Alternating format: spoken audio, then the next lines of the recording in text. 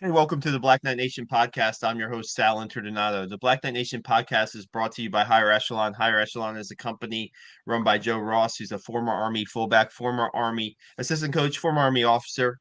He's a guest on our Black Knight Nation podcast. Check our YouTube channel out, Black Knight Nation 1, if you're searching on YouTube. Man, we just loaded up a lot from the first day of spring practice. Jeff Monken videos, Aisha Marshall videos, and Bo Nicholas Paul videos. And now we're happy to welcome back to our podcast former Secretary of the Army, Ryan McCarthy. Ryan, thanks so much for joining us again. Sal, thanks for having me. Absolutely. Man, we were just talking before we came on the air. We were just talking about last week and Army Football Pro Day and 27 teams, over 30 scouts there to watch Andre Carter. And I didn't make it to the pro day. We had a reporter and photographer there, but I was at Brett Toth's pro day in 2018, and there were 12 teams represented at Brett Toth's pro day. And boy, in 5 years, what a difference. And, Andre Carter, we were talking about in a few weeks, Army's going to have an NFL draft pick. And just wondering your thoughts on what happened last week and just like how it's progressed, so to speak, as far as an Army football player pursuing the NFL. Really, it's a testament to Mike Buddy's performance as the athletic director. When we went through this process, started this process back in the summer of 2019, it was really, almost by accident when we had conversations with the president about this. ESPN showed interest and started talking about Brett Toth, and we literally just started the process. And now you have draft grades for players. We built relationships with NFL general managers to show that there is the commitment of the institution, the Army, not just West Point, but the Army, standing behind these young men to pursue their dreams. And I think that over time, it's shown just how well this the process has been, really refined, and ultimately put in a position where there's the best evaluation possible for an individual's talents for one of these teams to make a massive investment decision. So I'm very encouraged, but not surprised. Yeah, man, I just look at like you have four NFL players now, four Army players currently in the NFL on NFL rosters, and you have guys getting a chance to impress scouts. Last week, and some you've been involved in talking to politicians. Even it goes further than just NFL coaches with you, right? Just getting the word out there. It's not just the NFL coaches. It's not just the general managers. It's also the politicians who, with this bill that came about in December about maybe changing things. And, it seems like just talk to me a little bit about your involvement there and trying to get the word out to the politicians about what it's really all Yeah, about. This mission is really all about. So when we changed the policy, really if you guys me take a step back, this has gone on for 40 plus years, maybe 50 years, really, of the service academies. Think of Napoleon McCallum and David Robinson at the Naval Academy, and where they did a year or two on active duty, then deferred the rest of their service, went and played in the NBA, went and played in the NFL. It's never really been something that we've taken the time and the effort to codify into writing, to go work with Congress, to ultimately have all of the statutory authorities for a service leader to defer the service of an individual to pursue, whether that's athletics or academics, etc. So now I go back to the decision that I made, allowing those four guys to go pursue their dream to play in the NFL. That if I had another day, it would have been the sort of thing to continue to work with Congress to ensure that they understood the policy clearly, and that it was in the best interest of the taxpayer and the institution what we were doing for those, allowing those young men to go forward. So I did get involved last Christmas. Was on the sidelines of the game. Mike Buddy brought it to my attention, and he said, "Have you heard about what's going to happen with Andre?" And I said, "Yeah, he's going to get drafted. This is great." I'm all excited. He says, "No," and he said, "What's going on in Congress?" So I did make phone calls, and I did talk publicly. I don't do a lot of that anymore, but I did in this case. And they grandfathered in Andre's opportunity to go forward with the previous policy. And then over the course of this spring and summer, the National Defense Authorization Act, which is something every year the Committee of Jurisdiction, in this case, the House Armed Services and the Senate Armed Services, will go through a process, and they'll look at every aspect of the institution for organizing, training, and equipping. And this will be discussed again, in how that they will have a policy that is codified into the law to ensure that the best interests of the taxpayer and the institution are met. You can defer the service of any soldier, sailor, airman, marine, guardian. So this just has to be clearly articulated, and that everybody understands it. That Congressman Gallagher, whose amendment was the one that talked about this and was going to potentially change the outcome, he understood very quickly, but this was not relayed to him. We had a change of administration, a change in leadership. And, he's a Marine officer with combat experience, a very serious man. He's the chairman of the Select Committee on Competition with China. He's very quick to understand the policy, and he said he'd be willing to look at it and talk about it again. He's also on the Armed Services Committee, obviously. Mm-hmm. So this will come about again, and it will be in the news, and people are going to talk about it. And this is where the athletic department at West Point has to communicate this to the players. They need to communicate it with recruits on the recruiting trail to say that this is a work in progress. But Andre Carter is going to get drafted in a month, and that's going to happen. There's no doubt. I mean, I'm not going to say that, but that is going to happen. And what they have to have is the confidence that we're going to work through this, smooth this out, and go forward. I think there's a lot of energy behind protecting the existing policy that would allow players to defer their service. I mean, it's working. If you look at Connor Slomka, he's the fifth guy that I signed the paperwork to. He goes down to the Jaguars. He doesn't make the team. He goes straight through infantry school, airborne, Ranger. He goes to 82nd Airborne. He's top 1% officer in the toughest conventional division in the Army. He gets selected for the Ranger Regiment. I mean, what are we talking about? That's about as good as it gets. Yeah. And I'm proud of him and how he's carried himself, and sleep better at night knowing he's in the formation, doing what he does. And the comment I always hear from Army football players is, this is a guy who carried the ball 30 times against Michigan. That is a tough guy, and somebody you want in an airborne battalion, right? So I think that obviously the sample size is small. It's 5 people, but that just shows you statistical probability of making a professional sport, how hard it is. Even Alabama would have maybe 10 a year, 11. It's the most prolific program in college football, sending people to the next level. So these are small numbers. They're manageable. And ultimately, the lifespan of a professional football player is not very long. There's only one Tom Brady. So, when you put it into context, this is manageable. And I think that I am very optimistic of how it will go this spring and summer. And I'm doing this pro bono to help the program. I'm talking to members of Congress on their behalf and helping with them and advocate for them. So I'm encouraged at how this is going to end next summer and fall when the NDAA gets voted through the full body of Congress, both House and Senate.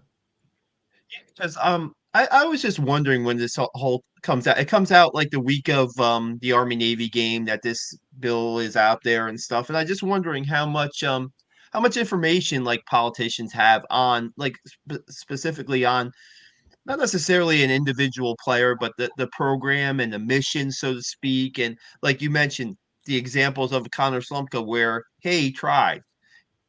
and then he went into the service, and now look where he is in the Army, and look how he's making a difference in the Army. I just don't know how informed they some of the politicians were about what's going on, Well, because they you look weren't. at That's the point, Sal. They weren't. And Mhm. and once this was brought to their attention, it took a handful of phone calls from myself and a couple other folks that got involved, and how quickly a bill that was going to be signed within 3 days by the president, they pumped the brakes and they grandfathered Andre in. That's simple. They have an awesome responsibility in the Congress to make the decisions. The bill's like 1,000 pages. You're talking about everything from personnel policies to weapon systems development, everything they do in this $800 billion organization we call the Department of Defense. In this case, Andre Carter could have slipped through the cracks because they're busy people. I mean, the world is complex and dangerous right now. And, we want what's in the best interest of everybody. But in the context, they're going to put more time on Ukraine than Army football. And I mean, I'm sorry that I say that out loud and have the courage to say that on the Black Knight podcast. But, it was a simple thing. And they very quickly adjusted. So I think it's okay. I'm encouraged. But that's our leadership's got to be hyper in their communications, and they got to jump on these things quick to make sure that they don't slip through the cracks.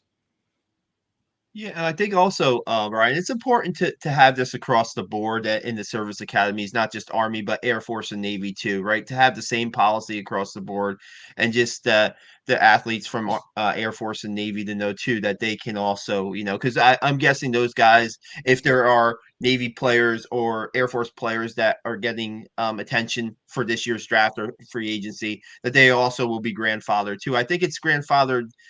These seniors and next year's seniors are grandfathered. Am I right or am I wrong there? Well, I they think that's are, how but it they're went. going to revisit the entire I policy gotcha. in this congressional cycle, so it could go I back to gotcha. it could just go back to where it was. Ranking member of the House Armed Services Committee, Adam Smith, who I talked to as recently as a month ago, right before the combine, a couple of weeks ago, Mhm. he's inclined to go back to what we did in 2019. And I Mhm. talked with Congressman Rogers. He's just he's the chairman of the House Armed Services Committee. It starts in the House, then it goes to the Senate, and then they go to conference and they sign it around Christmas time. So they both have indicated they'll take a look at it. But these are guys that are talking about multi-billion-dollar packages to arm the Ukrainians to fight the Russians. So they're busy guys, and they just look, okay, we'll look at that. We'll help you out, and so that's why I'm encouraged of the trajectory right now. And I think that I don't know, if you look on the football side of things, right? If you look at the program side of things for the service academies, it would be good for the coaches and the recruiting to get the messages out to the kids, right? To say, hey, this is what's going to happen. And we know kind of it could be sometimes it changes between administrations and stuff like that, but it would be good.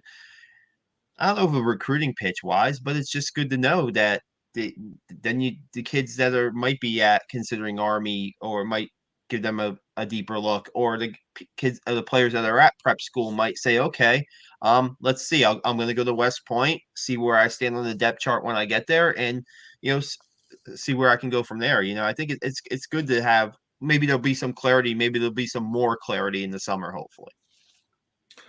Yeah.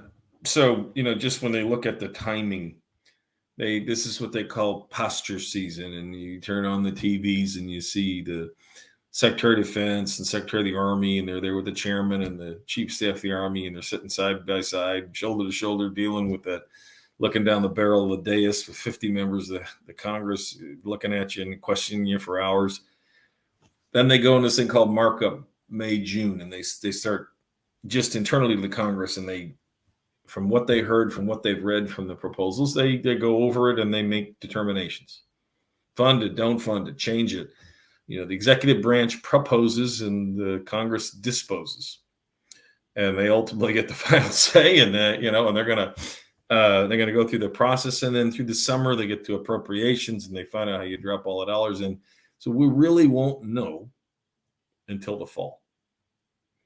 And the fall, you'll hear more, and it'll be coming in for a landing right around Christmas, the same way it does every year. So I think if you see where we'll probably know a lot where we stand in the summer. And when the summer, it's going back and forth between the House and the Senate, and everyone will have a very good idea. But you're going to have a lot of things to get excited about. You're going to have a guy that's going to get drafted. You're going to have a spring game, and you're going to have things that are going to be very encouraging for those top prospects. And then as they head into the summer, you'll have more to say. And then you're kicking off a really tough season. I mean, LSU, Syracuse, Boston College, UTSA looks good. I mean, that's a tough schedule, and they're going to play against some very good competition. So there's a lot of things to sell to recruits about the opportunity to play football for the United States Military Academy. So I think there's a lot to get excited about with the program, but they're going to have to do that. I mean, it's going to require West Point leadership to be down there talking to Congress and staying informed. And I think they know that they're going to have to play a bigger role. And the headquarters Department of the Army has got to organize, train, equip, recruit an army. They're going to need a lot of help from the West Point team dealing with the Congress. Yeah, no doubt. What I was thinking, I want to ask you maybe what your view was of this. Come Super Bowl week, you have two players that you kind of signed off on to take this journey to the NFL. Cole Christensen, with the Chiefs, and Brett Toth with the Eagles, and they're on rosters of the two Super Bowl teams, right? And you have Cole Christensen, who is a Super Bowl champion now, and you have Brett Toth, who was, on the roster of the Eagles and is down there for the Super Bowl. Just wondering because you talk about, what the season, the great schedule that Army has coming up, and Andre Carter being drafted, and now you have two NFL guys, make it to as high as you can get to in the NFL. So I was wondering what your feeling was when you saw that kind of week unfold and the Super Bowl week unfold. Yeah, I'm sorry there wasn't more publicity for it. You think of how incredible that is. That these two young men rise to play on the two best teams in the NFL. That they're on the roster. So I was really excited for them, and I was watching real closely to see when they were on the field, and but I was just a little disappointed there wasn't more publicity. I tried getting these ESPN guys to focus on it, to look at it. But I was really encouraged, and it just shows the caliber of people that play at West Point, and how well they've done. I mean, Brett's been at this they've both been at this a couple of years now. And these are the tough windows, that third, fourth year when they start making determination, they're going to re-sign you, they're going to waive you, trade you, whatever they do. So these are, they're really the tough windows. But, I get back to how much different of an experience Andre is going to have than Cole and Brett, because they didn't get draft grades. They didn't get a workout at home. They went to the combine, not sure if they were. Well, Brett didn't even get to go to the combine. We pulled him off of Fort Sill and brought him back in. And I think I told you this once before, when I called Howie Rosenman to tell him we were going to, cut him orders and get him to show up for camp. Howie Roseman said he said that Brett Toth could have been a second or third round pick. Yeah. Prolific run blocker. And so, it just shows you his ability got him through, even though this guy had been away from football for a year. He was at Fort Sill, Oklahoma. He shows up, what happened that year was he left the Eagles, he made the Cardinals, then he went back to the Eagles. Because I remember meeting with him in Arizona a year later when I was on the recruit. I was out recruiting kids in high schools. And I sat with him one afternoon, had a cup of coffee, and he just told me how things were going. But you see now how much different Andre's experience is going to be. We went from a cold start to now having this really smoothed out and getting the interest of almost the entire league to come, and it's a tribute to Andre's ability. What an incredible family. I spoke with his mother and father. They did a remarkable job raising him, and just great people. Very excited for their family this April. You're not going to meet a more humble talent than Andre Carter, right? I mean, he is just a focused kid.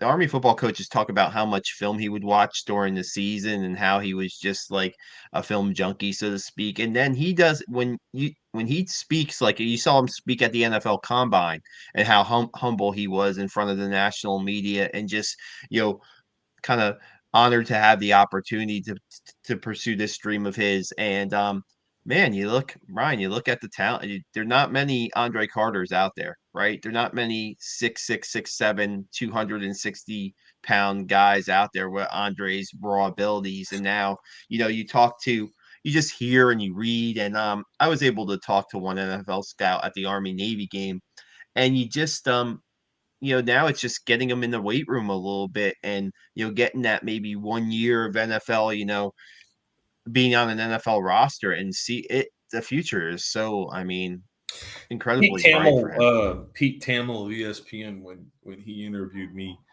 we talked for a while, and I just asked him. I said, "What is your take? You've been doing this for over 20 years," and he said his measurables are extraordinary: height, weight, wingspan, speed, first step, all the combine vernacular. And he said, but put him in a room and do an interview with an NFL team, and they're going to have a sense of confidence in the investment they're going to make. Like, this is a serious young man who not only has a lot of God-given ability, but he's just maturity. And he's going to show up and he's going to bring it. And he's going to go home and he's going to do all the right things. And he's going to go to bed. So that's something that because it's a massive business, the National Football League, and that they're going to make those right choices. And how great to have him and people like Brett Toth and Cole Christensen and Elijah Riley and John Radigan that represent not only just West Point, but the U.S. Army. And on Sundays, every time they get on the field, they talk about that. And that was the marketing value that I told Congressman Smith and all these other members that said, we don't have to pay for that. They walk out on the field, they're going to talk about that. And they're going to talk about that every week. And that has the intrinsic value that goes between helping us recruit at local high schools in Chicago or Philadelphia or Phoenix, for Coach Munkin on the recruiting trail. And ultimately, we want our sports teams to win. It changes the dynamics of the school. It increases morale. It gets people excited about their brand. When you're 20% of every officer cohort, every year group, that 20% has to be fired up, has to be winners. That's the foundation. And it makes too much sense to me and others, and why we're so passionate about it. Yeah, and you look at like I bet when you've gotten to know Andre a little bit, and when you have like you say, when you have the four guys that are in the NFL right now representing the Army, and you add an Andre Carter to that, I mean, it's got to give you a lot of just a great feeling to know that here's another guy. And you know what? I think that Marquel Broughton is a guy who should probably get in a NFL rookie camp, at least get an invite to camp, measure just based on his skill, his leadership, his abilities. He's a guy. NFL's missing the boat. NFL teams are missing the boat if they don't get Marquel at least in the camp, in my opinion. So I had asked at the Army Navy game, because I love that kid. He's terrific. Just his whole story, how he carries himself on and off the football field. And I think that he should get a look. I don't know, what he got, if he got a draft grade. It has not come up in the conversations. I've been a part of it. And obviously, I'm removed from a lot of it now. But he's going to be successful in life at whatever he chooses to do. I mean, Markel's just a winner. And I love that guy, and I do anything to help him and his family. But I hope he gets a chance. We'll see. I mean, like those other four guys were free agents, and they made the rosters. So just because you don't get drafted doesn't mean you aren't going to make it. It may be tougher road, but hard problems is not something he shies away from. So I'm sure he'll be fine. Yeah, he mentioned to one of our reporters there at Pro Day that if it works out for him in the NFL, that would be great. If not, he's going to be an officer and lead troops. And I mean, man, I almost get choked up thinking about him even being a leader in the army. In the army, because like we said, we know what he brings to the table and stuff. I mean, had Oh many yeah, put him on conversations. down there with Slomka. Put the two of them down there. First platoon, second platoon would be great. Yeah, it would be unreal. Yeah. To wrap things up, you talked about, kind of getting the word out there a little bit more about, the guys who are in the NFL now and who, a guy like Andre Carter who is going to be drafted. And I think I saw Jeremy Schaap up at West Point, maybe something on Twitter where Jeremy Schaap was up there at West Point. So hopefully, Andre's story will be told on draft day once he is drafted, and Well, hopefully we so get I to see was him. told Pete Tamel, who he's a big writer at ESPN, and he's pushing this hard. He just loves Andre and the whole Carter family. I mean, they won him over, and I'm sure that's not easy to do. But he did say there's going to be a lot of discussion around him.